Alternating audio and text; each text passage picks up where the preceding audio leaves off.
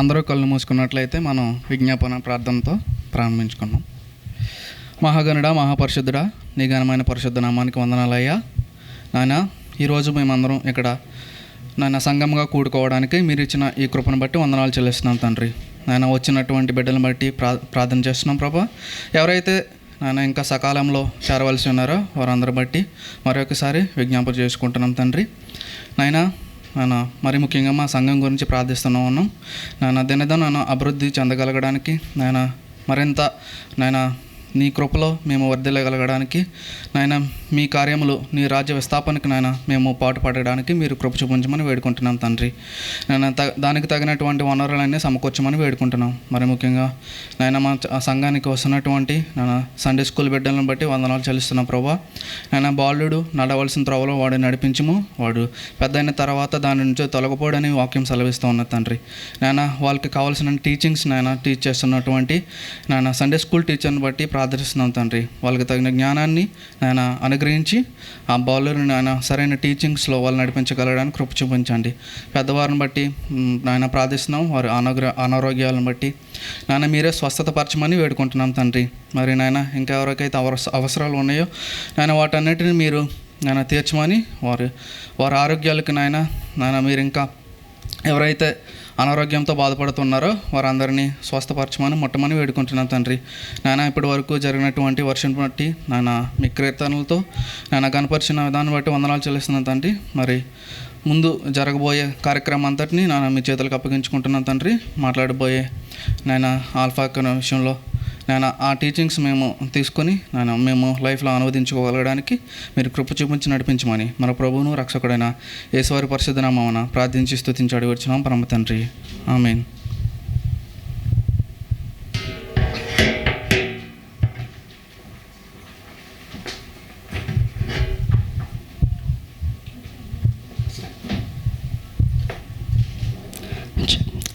Good morning church.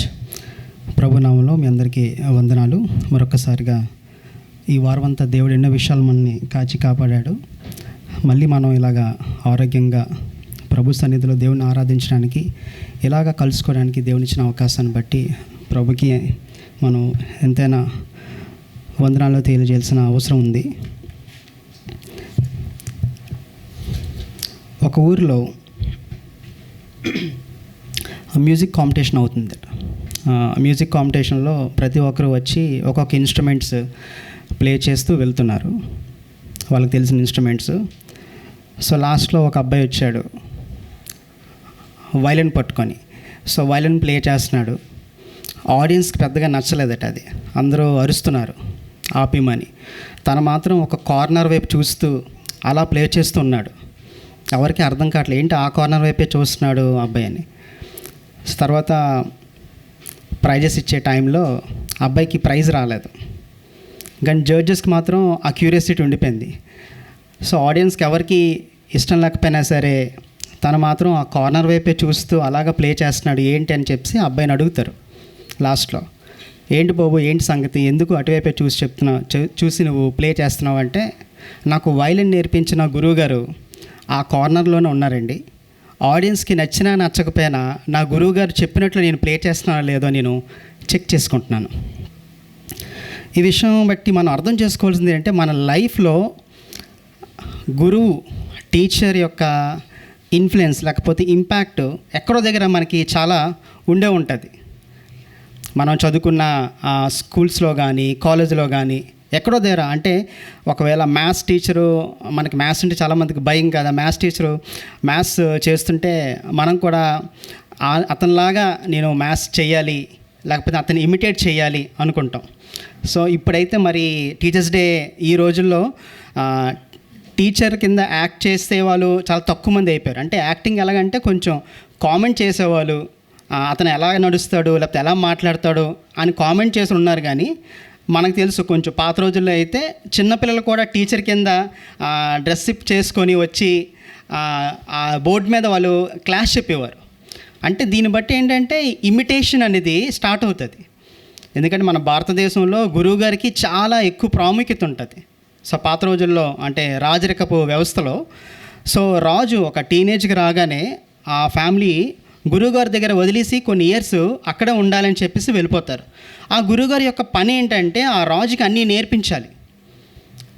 So విద్యా వ్యవస్థలో నేర్పించడం అనేది చాలా ఎక్కువ ఉంటుంది.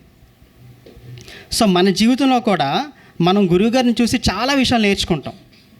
అతని ఇంపాక్ట్ చాలా ఉంటుంది మనకి. అంటే ఒకవేళ మనం ఒప్పుకోకపోయినా, అంటే ఈ రోజుల్లో మనం ఇలా ఉన్నాము అంటే ఎక్కడో దగ్గర ఏదో ఒక టీచరు మనల్ని డిసిప్లైన్ చేయడమో, లేకపోతే మనల్ని కంఫర్ట్ చేస్తూ చెప్పే ఆ లెసన్స్ అవ్వచ్చు, ప్రేమగా మనల్ని దగ్గర చేర్చుకునే ఆ విషయం అవ్వచ్చు, ఏదో ఒక విషయంలో నాకు ఇంపాక్ట్ చేస్తుంది. అదేవిధంగా బైబిల్లో ఒక గురువుని మనం చూస్తాం. ఇతను ఎటువంటి గురువు అంటే చాలా విశిష్టమైన, చాలా ప్రత్యేకమైన జీవితం కలిగిన దేవుడు.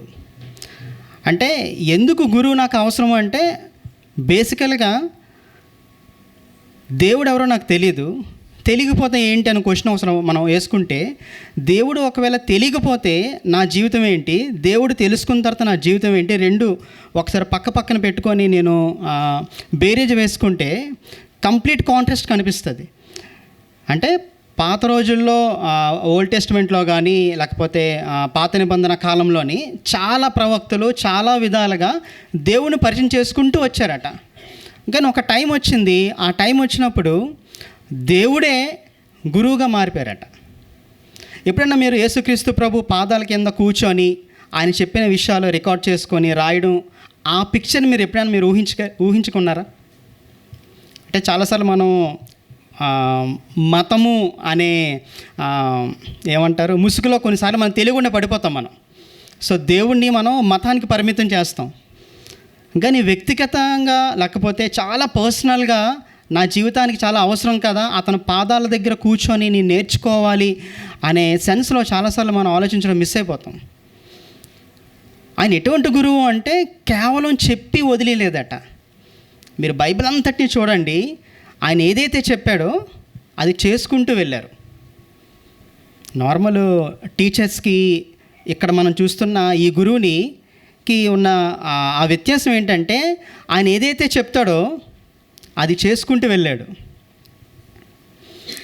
బోధకుడా మీరు ఎక్కడుంటారో అంటే దానికి ఆన్సర్ ఏంటి? వచ్చి చూడండి అనే మాటకు అర్థం ఏంటంటే, నా లైఫ్ కంప్లీట్గా మీరు అబ్జర్వ్ చేయండి.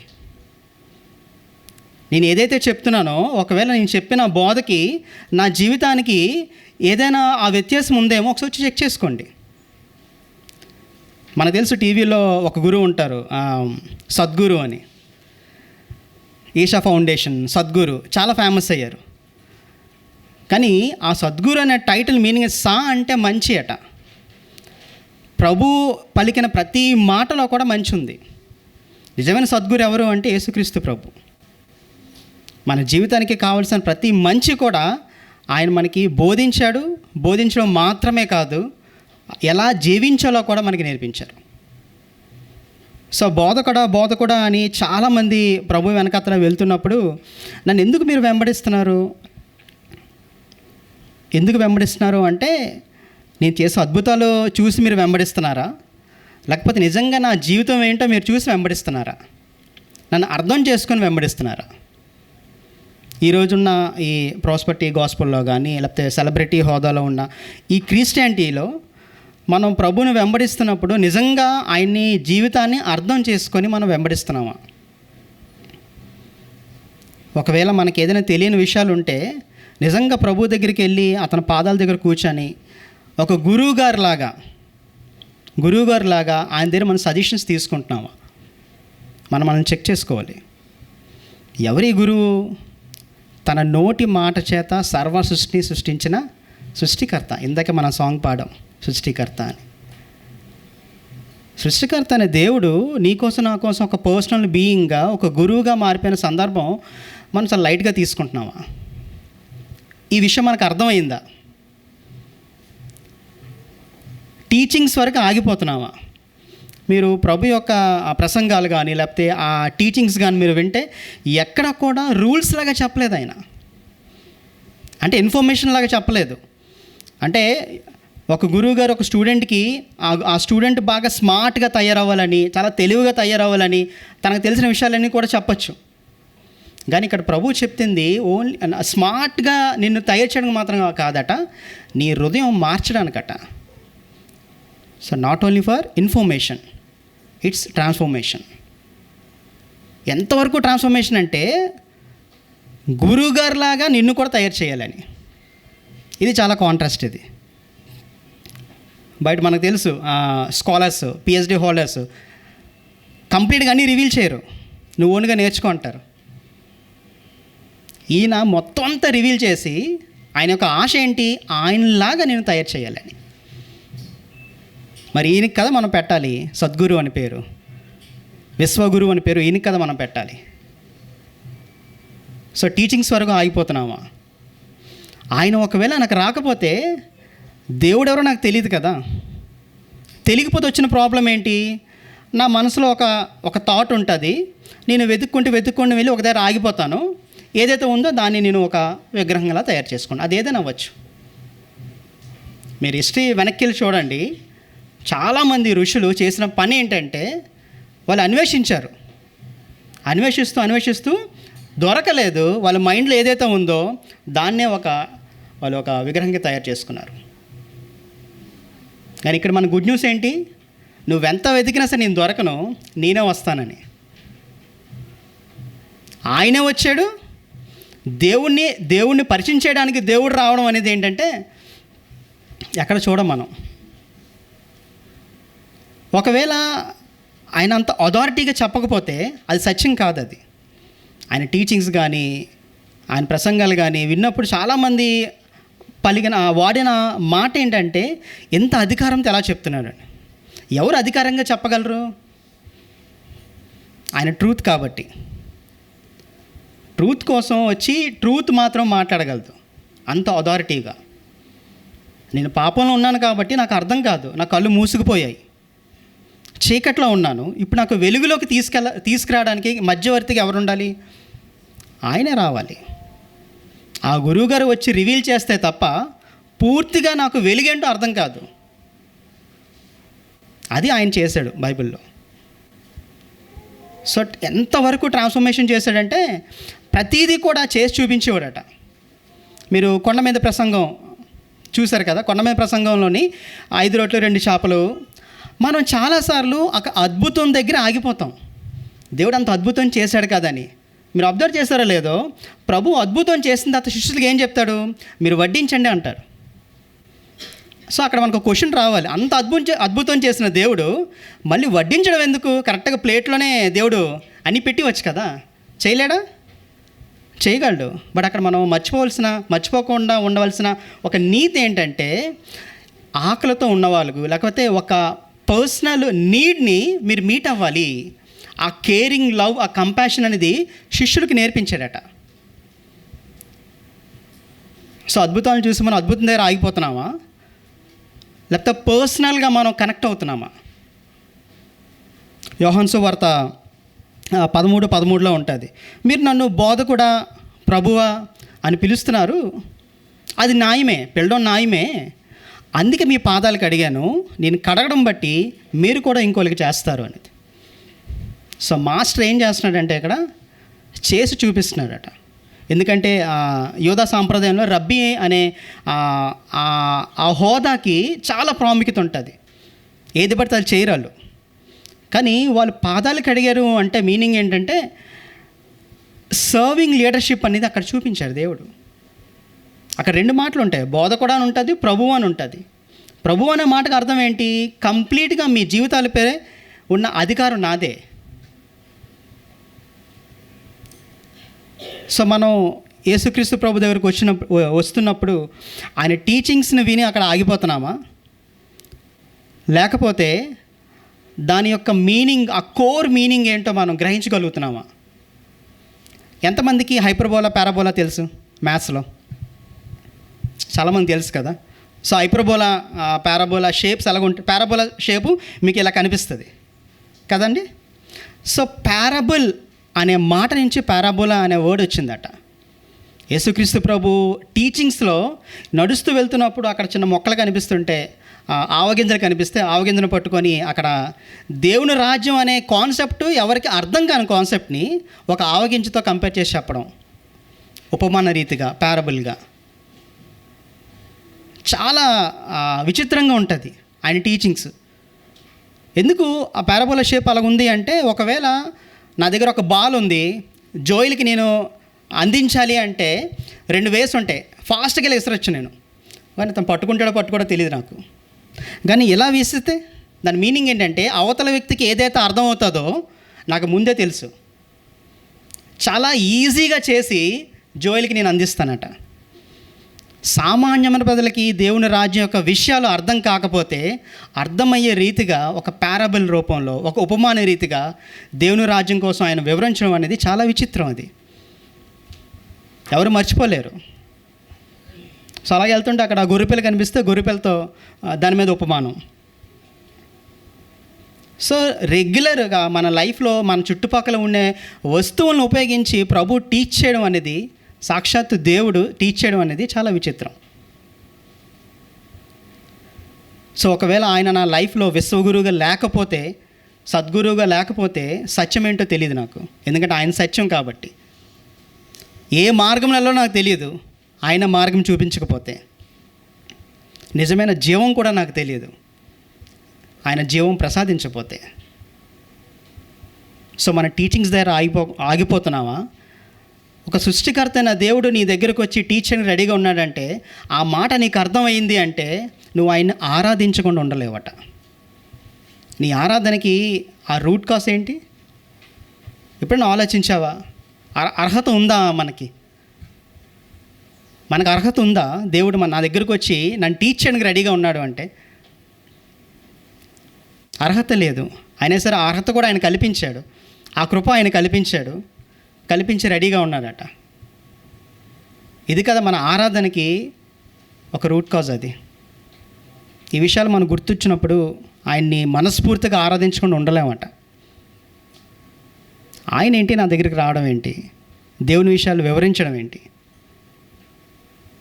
ఒక్కోసారి నాకు ఒక రకమైన ప్రైడ్ మాట. అంటే వేరే విశ్వాసంలో ఉన్నప్పుడు నేను ప్రభువుని యాక్సెప్ట్ చేసిన తర్వాత, అంటే మా బంధువులను చూసినప్పుడు వాళ్ళు ఎంత డెవలప్ అవుతున్న ఫినాన్షియల్గా, అరే దేవుడు అనే కాన్సెప్ట్ వాళ్ళకి అర్థం కాలేదు కదా, నాకు అర్థమైంది కదా, ఇది చాలు కదా. సో ప్రైడ్ అనే మాట వాడకూడదు తెలియదు, కానీ వాళ్ళని చూసినప్పుడు అది నాకు కలుగుతుంది. అంటే నిజమైన జీవం అనేది నేను పొందుకున్నాను కదా, ఆ సాటిస్ఫాక్షన్ చాలు నాకు. సో ఈ విషయాలు ఆలోచించినప్పుడు దేవుణ్ణి హృదయానుసారంగా మనం ఆరాధించకుండా ఉండలేమట. ఏదో మతానికో, లేకపోతే ఈరోజు రావాలి కదా, ఏదో ఒక టైం టేబుల్ వేసుకున్నట్టు కాదు. సృష్టికర్త అయిన దేవుడిని నువ్వు ఆరాధించడానికి చాలా కారణాలు ఉన్నాయి. అందులో ఇది ఒక ప్రధానమైన కారణం. ఆయనే వచ్చి నీకు చాలా విషయాలు బోధిస్తాడట. నేను క్లోజ్ చేస్తున్నాను. ఆరాధనలోకి మనం వెళ్తున్నాం. ఒక్కసారి ఒక 1 మినిట్ ఆలోచించండి. మన జీవితాల్లో చాలాసార్లు మనం తీసుకున్న నిర్ణయాలు బట్టి మనం ఫెయిల్ అవుతున్నప్పుడు ఆయన ఇన్వాల్వ్ అయ్యి నా జీవితంలో ఏది సత్యం ఏది మార్గం అని చూపించే విషయాలను బట్టి ఆయన ఆరాధించకుండా ఉండలేను. నా కోసం నాకు తెలుసు, బాగా తెలుసు, నేను ఎటువంటి ఉన్నా నాకు బాగా తెలుసు. అయినా సరే నా దగ్గరికి ఆయన వచ్చాడు అంటే ఆయన ప్రేమని మనం వర్ణించగలమా? ఆయన క్షమాపణని, ఆయన కృపని మనం ఏమైనా వివరించగలమా? కేవలం మనస్ఫూర్తిగా విరిగిన నలిగిన హృదయంతో ఆయన్ని ఆరాధించగలం మాత్రమే. మహాపరిశుద్ధుడా, సర్వశక్తిమంతుడా, నీకు వందనాలు. ఇదిగోనైనా ఆత్మతో సత్యంతో నేను ఆరాధించడానికి మేము సిద్ధంగా ఉన్నాం. ఏదో మతానికి మేము లిమిట్ అవ్వకుండా, దేవా, ఏదో క్రమానికి మేము లిమిట్ అవ్వకుండా మనస్ఫూర్తిగా నేను ఆరాధించే భాగ్యాన్ని దయచేయవలసిందిగా ఈ ప్రార్థన యేసు అతి శక్తి గల నామంలో ప్రార్థించేవాడు చున్నాం తండ్రి. ఆమేన్. మీ యొక్క ప్రజెన్స్ ఇక్కడ ఉన్నదని మేము నమ్ముతున్నాము. మీరు ఆలయంకు వెళ్ళినప్పుడు మీ యొక్క ప్రవర్తనని జాగ్రత్తగా చూసుకోమని మీరు మీ వాక్యం ద్వారా మాకు చెప్తున్నారు ప్రభా. మీ యొక్క సంఘంలో మేము ఇక్కడ కూర్చుని ఉంటున్నాము. మీ యొక్క ప్రజెన్స్ ఇక్కడ ఉన్నదని మీరు మాతో మాట్లాడుతున్నారని మేము నమ్ముతున్నాం ప్రభా. సో మా మాటలు, మా యొక్క హృదయ ధ్యానం అంతా కూడా మీకు అంగీకారంగా ఉండలాగున కృప చూపించండి. ఈరోజు మీరు మాతో ఏం మాట్లాడుతున్నారు ప్రభా, దాన్ని విని అంగీకరించి మా యొక్క జీవితాలకి దాన్ని అన్వయించుకునే కృపను మీరు మాకు అనుగ్రహించమని యేసుక్రీస్తు వారి అతి పరిశుద్ధమైన నామమున అడిగి వేడుకుంటున్నాను తండ్రి, ఆమేన్. మనకు we know this concept of teaching. అందరికీ ఇది తెలుసు కదా, టీచింగ్ అంటే ఏంటి అనేది. అంటే బోధించడం కదా. అంటే ఒకవేళ మనము ఈ టీచింగ్ అన్నది లేదా బోధించడం అనేది మైనస్ చేసామనుకోండి, అసలు లేదు అని అనుకోండి, ఏమవుతుంది? ఇంకొకరికి బోధించడం అనేది ఆపేసామనుకోండి, మానేసామనుకోండి, ఏమవుతుంది? Very good. We all have to start from zero. మళ్ళీ చేయాల్సి వస్తుంది. ఒకవేళ తప్పు చేస్తున్నాం అనుకోండి, మళ్ళీ తప్పు చేస్తాం. సో అలా కాకుండా మనం ఇప్పుడు ఏదైనా ఒక పాట పాడుతున్నాం అనుకోండి, అపస్వరం వచ్చిందనుకోండి, బాగా ఆ పాట బాగా తెలిసిన వాళ్ళు ఏం చేస్తారు? వెంటనే కరెక్ట్ చేస్తారు. So they teachers. ప్రతి ఒక్కరికి ఇన్బిల్ట్గా ఏముంటుందనంటే, ఏదైనా తప్పు జరుగుతుంటే దాన్ని కరెక్ట్ చేయాలి అనేటువంటి ఆ ఇంక్లినేషన్ ఉంటుంది మనకు. ఎందుకంటే మనం ఒప్పుకోం, మనకి ఇష్టం ఉండదు.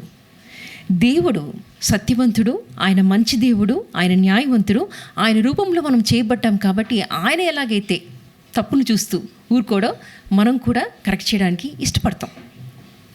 అయితే యేసు ప్రభుల వారు ఇంతసేపు రాజు మనతో చాలా విషయాలు పంచుకున్నారు. ఆయన యేసు ప్రభుల వారు the creator of this whole universe, ఆయన శరీరం వేసుకొని దిగి వచ్చి మన దగ్గరికి వచ్చి ఆయన మనకు చాలా విషయాలు బోధించారు. ఆయన్ని ద టీచర్ అని అన్నారు. ఆయన టీచర్ అని చెప్పేసి చాలామంది ఆయన్ని సంబోధించడం చూస్తాం మనం. ఆయన్ని అడిగినటువంటి చాలా ప్రశ్నల్లో ఒక్కొక్కసారి అనిపిస్తుంది, దేవాది దేవుడు మన దగ్గరికి దిగి వచ్చినప్పుడు, ఒకవేళ నిజంగా ఆయన నిజంగా మన దగ్గరికి వస్తే మనలో ఆయనలో ఉన్నటువంటి జ్ఞానాన్ని తీసుకోవాలనిపిస్తుంది మనకు. ఒకవేళ నా ముందే ఆయన ఉంటే ఎన్ని క్వశ్చన్స్ వేస్తానో నేను, అవునా? మనకున్నటువంటి క్వశ్చన్స్ అన్నీ మనం క్లారిఫై చేసుకోవచ్చు. అలాంటి ఆయన దగ్గరికి కొంతమంది క్వశ్చన్స్ తోటి వెళ్ళారు.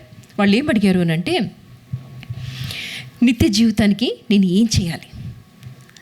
నికోదేమస్ అడుగుతాడు, నువ్వు నిజంగా యు ఆర్ ద టీచర్, నువ్వు టీచర్, నువ్వు డైరెక్ట్గా దేవుని దగ్గర నుంచి వచ్చినటువంటి టీచర్ అని చెప్పేసి అక్నాలెడ్జ్ చేస్తాడు. ఆయన పొగుడతాడు. వెంటనే అంటాడు ఆయనకి, ఇదిగో నువ్వు నువ్వు తిరిగి జన్మించకపోతే వ్యర్థమే. నువ్వు నన్ను టీచర్ అని గ్రహించినా, నువ్వు అక్నాలెడ్జ్ చేసినా, నువ్వు అప్లాడ్ చేసినా, నీ జీవితంలో మార్పు రాకపోతే అది వ్యర్థమే అని చెప్తున్నాడు. ఇలాగనే నేను నిత్య జీవితానికి అర్హుడు కావాలంటే ఏం చేయాలి టీచర్ అని అడిగాడు ఒక student who was very rich కదా. ఆయన రైట్ క్వశ్చన్తో వచ్చాడు, రైట్ ఆన్సర్ తీసుకున్నాడు. కానీ ఆయన మనసంతా ఎక్కడుంది? రిచెస్ మీద ఉంది. కాబట్టి ఆయన దాన్ని తీసుకోకుండానే వెళ్ళిపోయాడు. ఇలాగ ఆయన చాలా టీచ్ చేశాడు. ఆయన కొండ మీదకి ఎక్కి నోరు తెరిచి, అంటే నోరు తెరవకుండా ఎవరైనా మాట్లాడతారా? ఆయన నోరు తెరిచి బోధించాడంట. అంటే నోరు మూసుకొని కూడా మనం బోధించవచ్చు అనమాట. అంటే మన జీవితాలు మన మాటల కంటే ఎక్కువగా బోధిస్తాయి. So we should be careful what we are conveying through our life style, through our dressing, through our words. ఇవన్నీ కూడా చాలా ఎక్కువగా మాట్లాడతాయి. అసలు యాక్చువల్గా మనం మాట్లాడే దాంట్లో 80% నాన్ వర్బల్గానే ఉంటుంది కదా. దాంట్లో మన బాడీ లాంగ్వేజ్ ఉంటుంది, మన టోన్ ఉంటుంది. ఇవన్నీ కలిసి దే కన్వే సంథింగ్ ఎల్స్. మన వర్డ్స్ కాదు కానీ వేరే ఏదో కన్వే చేస్తున్నానంటే we should be very careful. మన జీవితాలు ఎలా ఉన్నాయి అనేది మనం జాగ్రత్తగా చూసుకోవాలి. అయితే బైబిల్లో ఇంకొకరు ఉన్నారు, who is known as the teacher. ఎవరు? ఆయన పేరే ద టీచర్, ప్రసంగి. ఆయన కొన్ని విషయాలు, చాలా విషయాలు మనకి బోధించారు. ఎలాగంటే హీ వాజ్ ది రిచెస్ట్. ఆయనలాగా మళ్ళీ ఇంకెవరు కూడా భూమి మీదకి రాలేరంట, అంత రిచెస్ట్, ది వైజెస్ట్, ఇంకేంటంటే అన్ని సూపర్లేటివ్ డిగ్రీస్ అనమాట ఆయనకి. అలాంటి ఆయన జీవితాన్నంతా క్షుణ్ణంగా పరిశీలించి కంక్లూషన్కి వస్తాడు. ఆ బుక్కే ప్రసంగి. ఆ బుక్లో ఈరోజు నిజంగా అంటే మన టీచర్స్ మనకు చిన్నప్పటి నుంచి చాలా బోధిస్తారు. ఇన్ఫ్యాక్ట్ మనం అందరం కూడా ఏదో ఒక రకంగా టీచర్స్మే కదా. అయితే మన టీచర్స్ మన స్కూల్కి వెళ్ళినప్పుడు ఎన్నెన్నో బోధిస్తారు. కొంతమందికి ఫేవరెట్ టీచర్స్ ఉంటారు. వాళ్ళు నేర్పించిన వాటిని ఎప్పటికీ మర్చిపోలేం. నాకు మ్యాథ్స్ అంతగా రాదు, కానీ మా మ్యాథ్స్ టీచర్ నేను ఎప్పటికీ మర్చిపోలేను. She use to love me like anything. ఆమె ప్రేమ నాకు నిజంగా చాలా, ఇప్పటికీ ఆమె నా కళ్ళ ముందు కల వస్తుంది. అలాగా మనం ఇష్టపడేటువంటి టీచర్స్ ఉంటారు, కానీ వాళ్ళందరూ కూడా లిమిటెడ్ నాలెడ్జ్ తోటే మనం బోధించారు. అయినా మన జీవితాల్లో మనం ఇంత మట్టుకు ఎదిగాం. కానీ జీవితాన్ని నిజంగా చాలా క్షుణ్ణంగా పరిశీలించి జ్ఞానాన్ని, అసలు ఆయన పేరే జదీద్య, అంటే ఇష్టంగా పెట్టుకున్నటువంటి పేరు అనమాట. దేవునికి చాలా ప్రియమైనటువంటి వాడు అని అర్థం. ఆయన సమస్త సృష్టిని చూసిన తర్వాత ఆయన అంటాడు, ఆ యొక్క ప్రసంగి గ్రంథంలో he talks about so many things. ఆయన ఎలాగంటే హీ స్టార్ట్స్ లైక్ దిస్: జీవితం మీనింగ్లెస్. మీరు ఎప్పుడైనా ఎవరితో ఇలాంటి వాళ్ళతో మాట్లాడారా? కొంతమంది ఎలా ఉంటారంటే మనం ఏం చెప్పినా అన్నీ నెగిటివ్ తీసుకుంటారు. ఇప్పుడు పాజిటివిటీ ఉండదు లైఫ్లో. బాగున్నానని అడిగితే ఏదో లేండి బాగున్నాం కాబట్టి వచ్చాం ఇలా చెప్తుంటారు. బాగున్నారంటే బాగున్నాం, మీరు ఎలా ఉన్నారు అని అడగరు. ఎందుకు మాట్లాడామో అని అనిపిస్తుంది. ఒకలాంటి పెసిమిజం అనమాట. వాళ్ళని చూడంగానే నిరాశ, నిస్పృహ వచ్చేస్తుంది మనకు. ఇంకొకసారి బాగున్నావా అని మటుకు మనం వాళ్ళని అడిగే ధైర్యం చేయం కదా. అలా కనిపిస్తాడు మనకు సాల్మన్ హియర్, ప్రసంగి. అంతా వ్యర్థం అనుకుంటూ వస్తాడు. ఆయనేమో బాగా రిచెస్ అన్నిటినీ ఎక్స్పెరిమెంట్ చేస్తాడు, మనకు చెప్పేది మటుకు అన్నీ వ్యర్థం అంటాడు. ఈరోజు అన్నీ వ్యర్థం అంటే నిజంగా అది వింటున్నటువంటి మనము జాబ్ చేయడం మానేస్తామా? రిచెస్ని, వెల్త్ని సంపాదించుకోవడం మానేస్తామా? మరి ఎందుకని? ఈ బైబిల్ అయితే చెప్తుంది అవన్నీ వ్యర్థం అని అంటుంది. మరి మనం సంపాదన కోసం ప్రాకులాడడం మానేస్తామా? మానం. వాళ్ళు అలా చెప్తూ ఉంటారు, మనం ఇలా చేస్తూ ఉంటాం అని అంటామా? అసలు ఎందుకు చెప్తున్నాడు సాల్మన్ సమస్తం వ్యర్థం అని ఎందుకు చెప్తున్నాడు? ఒకసారి ఈ మనము ఇందాక చదివినటువంటి భాగంలో కూడా మీరు ఒక్కసారి ఈరోజు కొంచెం ఎక్కువగా చదివిస్తాను మీతోటి, ఓపికతో మీరు చదవాలి. ఎవరు చదువుతారో చూద్దాం. గబగబా చదవాలి, క్లియర్గా చదవాలి. ఓకే, అన్నీ వ్యర్థం అంటున్నటువంటి ఈ యొక్క సాల్మన్ ఎలా చేశాడు అని అంటే, మీరందరూ ప్రసంగి గ్రంథం ఉంచుకోండి. బైబిల్స్ తీసుకొచ్చారా? తీసుకురాకపోతే తీసుకొచ్చేటువంటి అలవాటు చేసుకోండి. Okay, so it starts like this: everything is meaningless. First చాప్టర్కి ఎన్ఐవి వాళ్ళు పెట్టినటువంటి హెడ్డింగ్ ఏంటంటే ఎవ్రీథింగ్ ఈజ్ మీనింగ్లెస్ అని స్టార్ట్ అవుతుంది. ఆ తర్వాత మీకు ఫస్ట్ చాప్టర్లో అలా స్టార్ట్ అవుతుంది. తర్వాత ఫస్ట్ చాప్టర్లోనే 12th వర్స్కి వస్తే విజ్డమ్ ఈజ్ మీనింగ్లెస్ అని అంటాడు. అంటే నువ్వు వైజ్గా ఉండడం కూడా మీనింగ్లెస్ అని అంటాడు. ఆ తర్వాత అలాగే వెళ్తూ ఉంటే రెండవ అధ్యాయంలో ఏమంటాడంటే ప్లెజర్స్ ఆర్ మీనింగ్లెస్ అని అంటాడు. అలాగే కిందికి వస్తే wisdom and folly are meaningless అని అంటాడు. తిప్పుతున్నారా? చూడండి. ఇంకా ఇలాగ టాయిల్ ఈజ్ మీనింగ్లెస్ అంటాడు. రెండవ అధ్యాయము 17వ వచనంలో టాయిల్ ఈజ్ మీనింగ్లెస్ అంటాడు. ఆ తర్వాత 4th చాప్టర్లో ఏమంటాడంటే అప్రెషన్, టాయిల్, ఫ్రెండ్లెస్నెస్ గురించి మాట్లాడతాడు. ఇవన్నీ కూడా మీనింగ్లెస్ అనుకుంటూ వస్తుంటాడు. మరి ఏంటి అసలు ఎప్పుడు మీనింగ్లెస్ అవుతుంది? ఏమంటున్నాడంటే everything is meaningless under the sun. సూర్యుని క్రింద అంతా మీనింగ్లెస్. ఎలాగంటే లైఫ్ ఈజ్ మీనింగ్లెస్ అంటాడు. ఏంటి?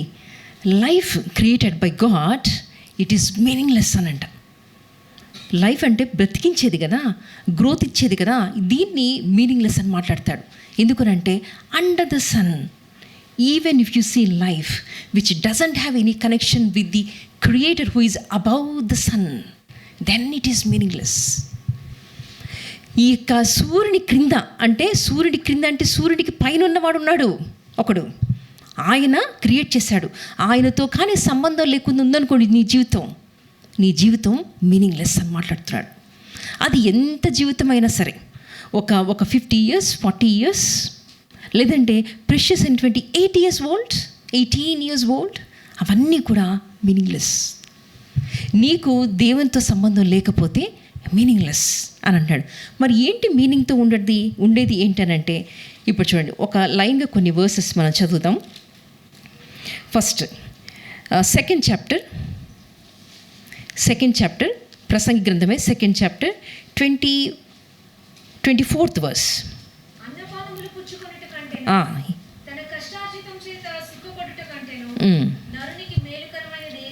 ఏది లేదు.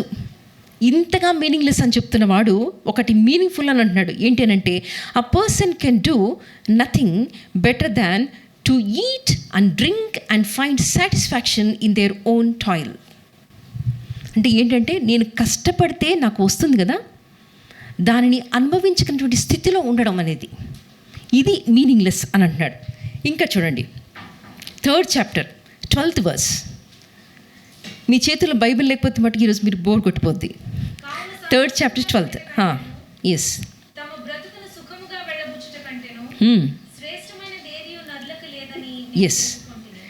ఎస్. ఏంటంటే, I know that there is nothing better for people than to be happy and do good while they live. అంటే నేను ఇక్కడ సంపాదించిన తర్వాత నిన్ను మంచి పనులు చేయాలి, దానికోసమే నేను చేయబడ్డాను.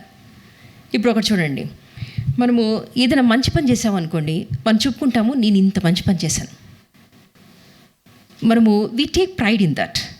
కానీ అసలు విషయం ఏంటంటే, నువ్వు మంచి పని చేయడానికి చేయబడ్డావు. అసలు you cannot take pride in that. చెడ్డ పనులు చేస్తే పనిష్మెంట్ ఖచ్చితంగా ఉంటుంది. ఇప్పుడు మనం మామూలుగా చూస్తుంటాం, ఒక చిన్న అంటే మన ప్రాక్టికల్ ఎగ్జాంపుల్ అనమాట. కోడలు అత్తగారికి సేవ్ చేసింది అనుకోండి, మంచి పని కదా, మంచి పనే కదా, దాంట్లో గొప్ప విషయం ఉంది, అసలు మరి రెస్పాన్సిబిలిటీ అంటాం. అదే అల్లుడు మంచి పని చేశాడు అనుకోండి, అల్లుడు అత్త మమ్మల్ని చూసుకున్నాడు అనుకోండి, పాసలు మా అల్లుడు ఎంత మంచోడు అంటాం లేదా. అల్లుడు చేస్తే మటుకు మంచి పని, కోడలు చేస్తే మటుకు రెస్పాన్సిబిలిటీ. అసలు మంచి పని చేయడానికి కదా పిలువబడ్డాం. ఎందుకని అది మగవాళ్ళు చేసినప్పుడు చాలా గొప్పదిగా చూస్తున్నాం, ఆడవాళ్ళు చేసినప్పుడు అది రెస్పాన్సిబిలిటీగా చూస్తున్నాం. ఇలాంటివి మనం కరెక్ట్ చేసుకోలేదు అనుకోండి, మన యొక్క ఫ్యామిలీస్లో ఈక్వాలిటీ రాదు ఎప్పటికీ. ఎవరు చేసినా మంచి పనులు we can not take pride in that. అది అల్లుడు చేసిన రెస్పాన్సిబిలిటీయే, కోడలు చేసిన రెస్పాన్సిబిలిటీయే. ఒకరు కష్టంలో ఉన్నవాడికి నేను ఇచ్చాను అనుకోండి, సహాయం చేశాను, లేదా అప్పే ఇచ్చాను అనుకోండి, దానికి 1000 రూపాయలు ఇచ్చానంటే 10,000 చెప్పుకుంటాను కదా, ఇంత చేశానని చెప్పేసి. అసలు నువ్వు సహాయం చేయడానికే కదా పిలువబడ్డావు, దాంట్లో గొప్ప విషయం ఏముంది. సో నేను ఇంకా చెప్పుకోవడం ఏంటంటే, మంచి పనులు చేసినప్పుడు పుణ్యం వస్తుంది మనకు. మంచి పనులు చేస్తే పుణ్యం వస్తుంది. సో మన పాపం అంతా పోయేంతగా ఎక్కువగా మంచి పనులు చేస్తే ఆ పుణ్యంతో కాస్త మనం మోక్షం తీసుకోవచ్చు అనేటువంటి ఒక నమ్మకం. కానీ బైబిల్ ఏం చెప్తుందనంటే, మంచి పనులు చేయడానికే మీరు చేయబడ్డారు, మీ మంచి పనులు అయినా కూడా అవి నాకు మురికి గుడ్డల్లాగా ఉన్నాయి. ఎవరైనా మోక్షానికి వెళ్ళగలరు అనంటే, ఎవరైనా ఇటర్నిటీలో నిత్యత్వంలో ఉండగలరు అనంటే నాదే మార్గం.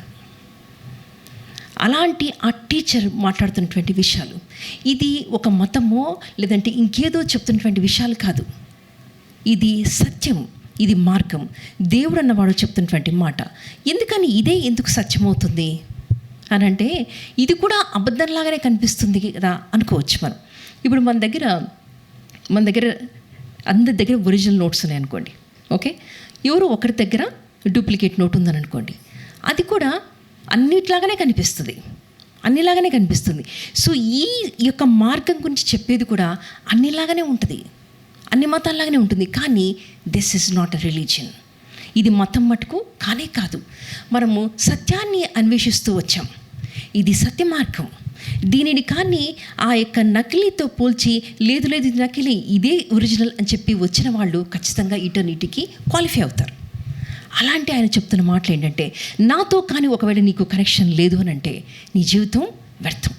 నీకు స్టేటస్ ఉండొచ్చు, నీ దగ్గర డబ్బు ఉండొచ్చు, నీ దగ్గర పలుకుబడి ఉండొచ్చు, నీ దగ్గర అందం ఉండొచ్చు, ఆరోగ్యం ఉండొచ్చు, ఏమైనా ఉండొచ్చు. But under the sun everything is vanity అని చెప్తున్నాడు. ఇంకా చూడండి, అలాగే 3వ అధ్యాయంలో 22వ వచనం.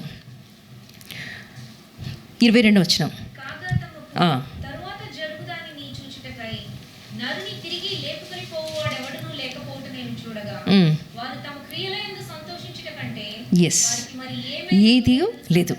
సో నేను ఏ పని చేస్తున్నాను, నేను ఏ జాబ్ చేస్తున్నాను, అందులో నుంచి నాకు సాటిస్ఫాక్షన్ వస్తుందా అని చెప్పి చూడడమే, అది నేను దేవుని నుంచి తెచ్చుకుంటున్నానా అనేదే అల్టిమేట్ హ్యాపీనెస్ అని చెప్పి చెప్తున్నాడు. అలాగే మీరు చూస్తే ఇంకొకటి 7th చాప్టర్ దగ్గరికి వెళ్తే ఇక్కడ ఏమంటున్నాడంటే, ఇక్కడ చూడండి 7th chapter 16th verse. Do not be over righteous neither be wise. Why destroy yourself. జ్ఞానవంతుడు చెప్తున్నటువంటి మాటలు, ద టీచర్ ఇవన్నీ చెప్తున్నాడు. ఏంటంటే డోంట్ బీ ఓవర్ రైచియస్ అంటే ఏంటి? రైచియస్గా ఉండమనా? రైచియస్గా ఉండడం ఉందనా? ఓవర్ రైచియస్ అంటే ఎక్కువగా నీతిమంతుగా ఉండద్దంట. అంటే ఎలా తెలుస్తుంది మనకు ఎక్కువగా నీతిమంతంగా ఉంటున్నాము అని చెప్పి? రైచియస్గా ఉన్నాము అని ఎప్పుడు తెలుస్తుంది? ఓవర్ రైచియస్ ఎప్పుడు తెలుస్తుంది? మీకేమనిపిస్తుంది? Don't be over righteous and don't be over wise.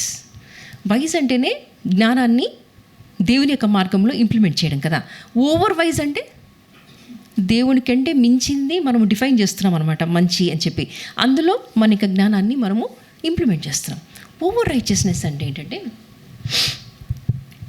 మనము రైచియస్గా ఉంటున్నాము కానీ దాని నుంచి మనం ప్రైడ్ తీసుకుంటున్నాం. ఇంకొకరిని జడ్జ్ చేస్తున్నాం.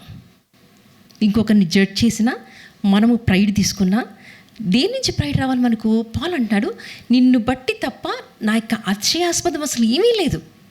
అలాంటిది వదిలేసి నేను కాబట్టి ఎర్లీ మార్నింగ్ లేచి ప్రేయర్ చేసుకుంటాను, నేను కాబట్టి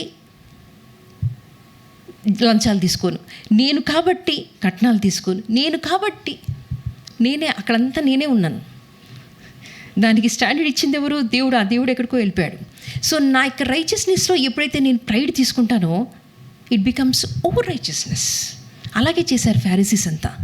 వాళ్ళని గురించి అంటున్నాడు, వాళ్ళకి మించి ఉండాలి మీ యొక్క నీతి అని అంటున్నాడు. ఇంకా ఓవర్ వైజ్ అసలు అవ్వద్దు. ఇలాగే చెప్పుకుంటూ ఆయన అంటున్నాడు. 8th చాప్టర్ 5th verse చదవండి. 8th chapter 5th verse.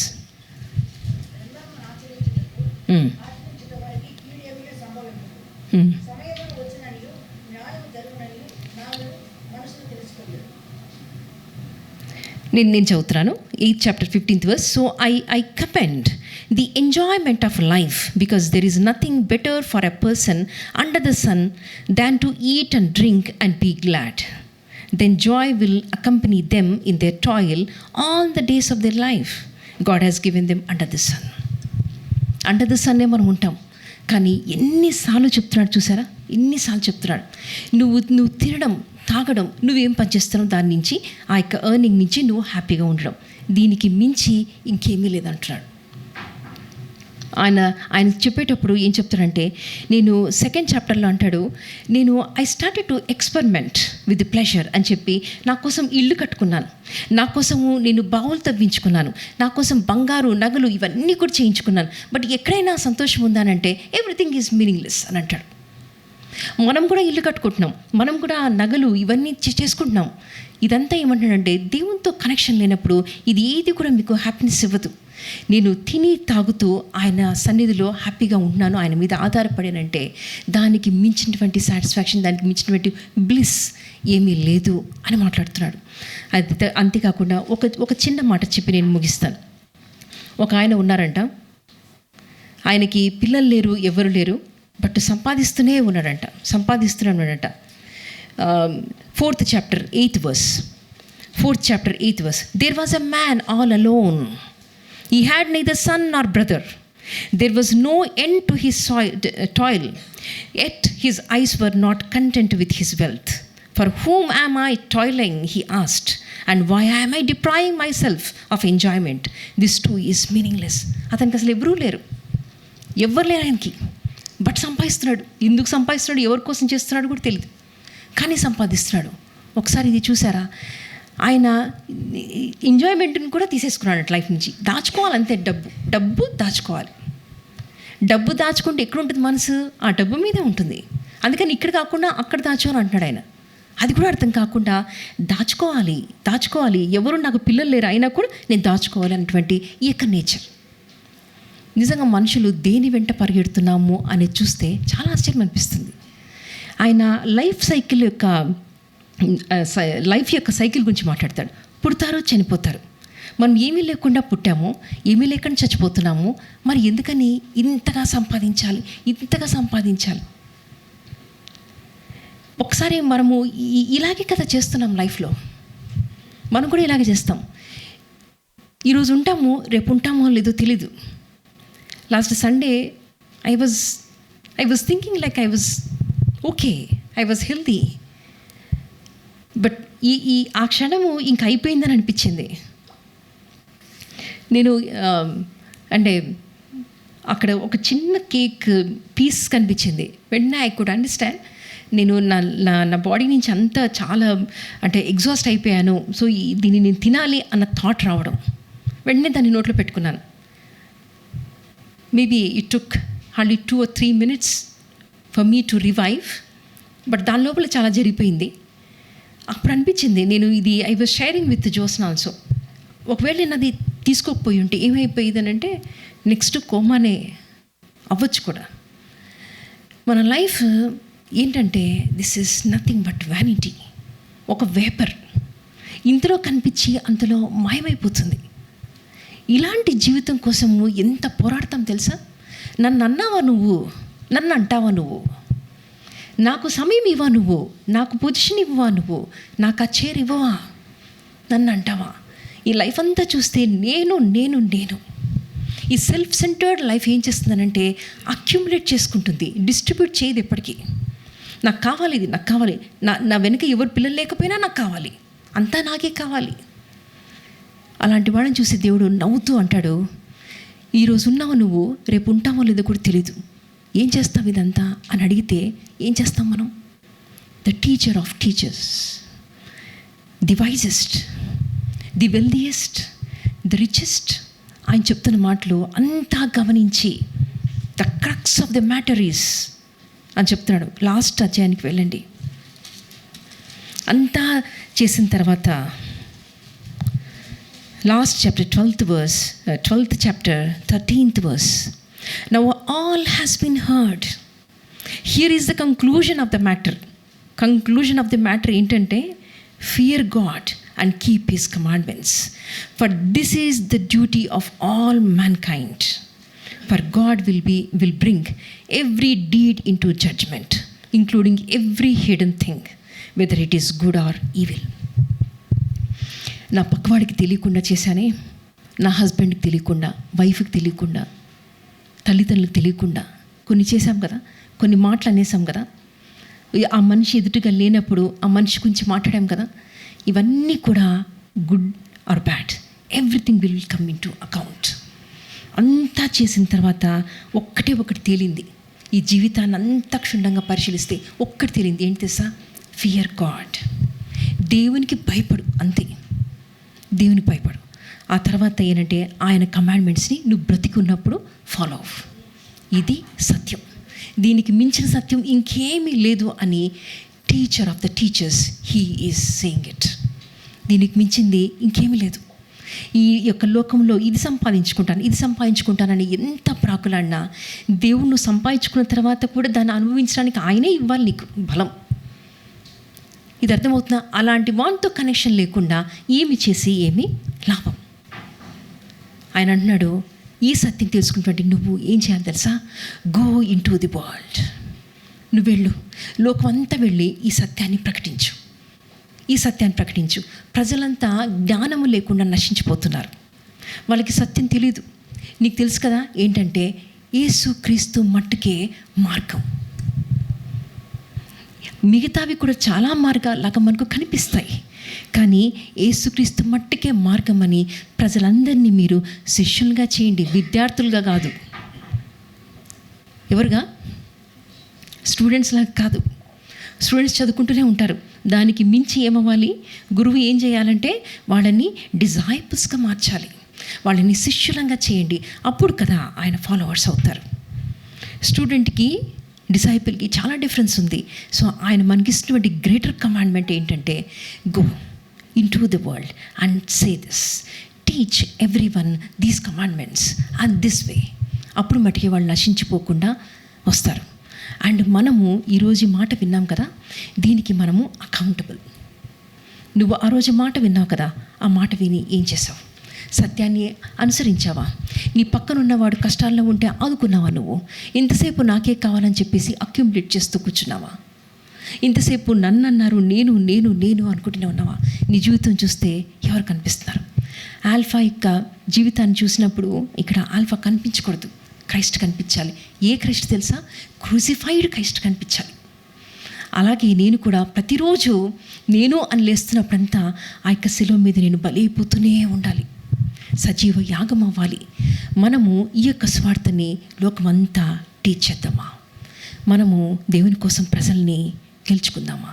మనం ఒక్కసారి నిలబడి ఒక డెసిషన్ తీసుకుందాం. ఆయన మనకు టీచ్ చేసినటువంటి విషయాలు ఒక్కసారి మనము నెమరు వేసుకుందామా?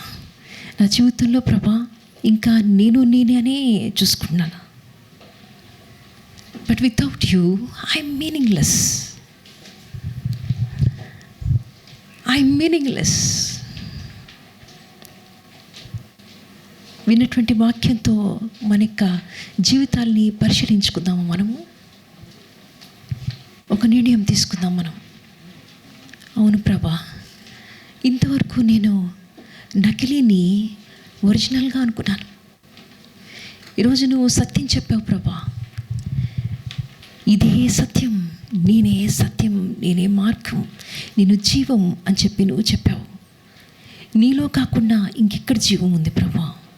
నీకు వేరుగా ఏ సత్యం లేదు, నీకు వేరుగా ఏ మంచి లేదు, నీకు వేరుగా ఏ మంచి లేదు.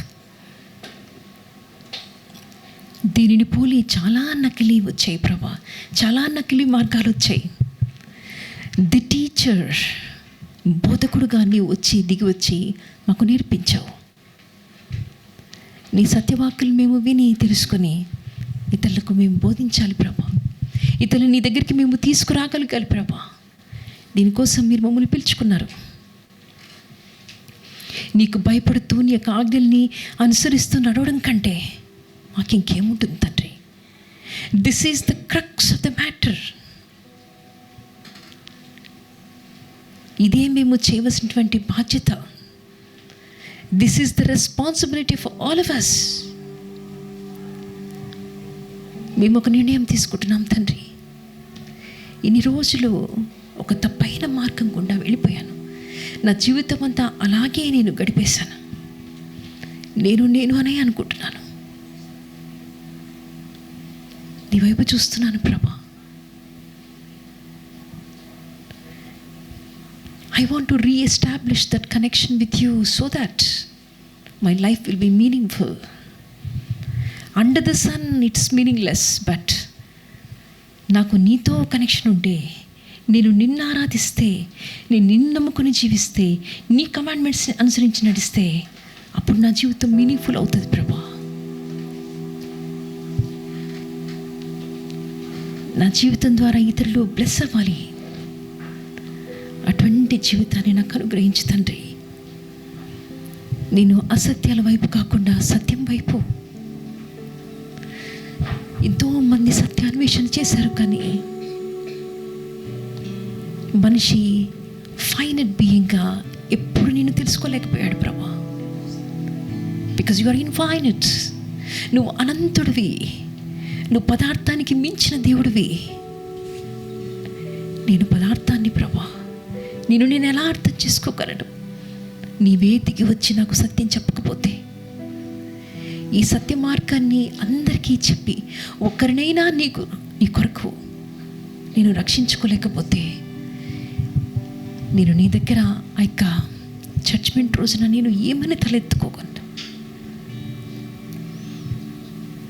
నీ కొరకు ప్రజల్ని రక్షిస్తాను అని మేమందరము నీ సన్నిధిలో మళ్ళీ కమిట్ చేసుకుంటున్నాం ప్రభా.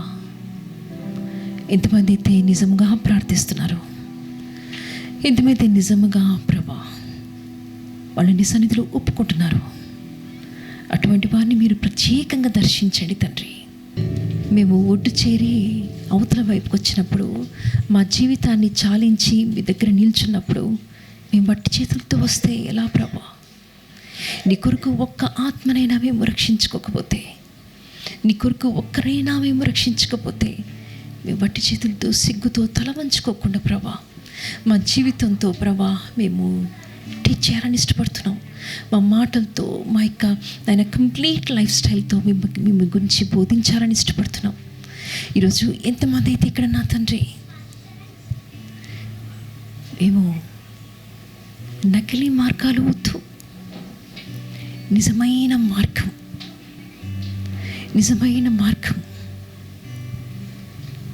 అని ఎంతమంది అయితే ఈరోజు తెలుసుకొని నీ సన్నిధిలో ప్రార్థిస్తున్నారు, వారిని ప్రత్యేకంగా మీరు దర్శించండి. లేదా ఎంతమంది అయితే నీవే నిజమైన దేవుడు అని అయితే నువ్వు నాకు చూపించు అని నిజంగా ఒక జెన్యూన్ ప్రేయర్ చేస్తున్నారు, వారిని మీరు దర్శించండి ప్రభా. మాకు మీ దర్శనం కావాలి తండ్రి. Because our world is full of lies, our world is full of deception. సత్యం ఎక్కడా అని మేము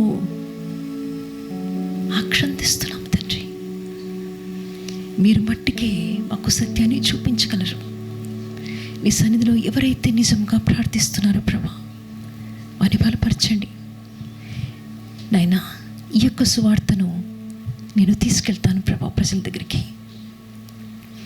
నీవు నా బోధకుడుగా, నా యొక్క గురువుగా నాకు బోధించిన విషయాన్ని నేను బోధిస్తాను, నేను ఇతరులకు బోధిస్తానని ఎంతమంది నిర్ణయం తీసుకున్నారు వారిని మీరు ప్రత్యేకంగా బలపరిచి ఆశీర్వదించమని యేసుక్రీస్తు వారి పరిశుద్ధమైన నామమున అడిగి వేడుకుంటున్నాను తండ్రి, ఆమేన్.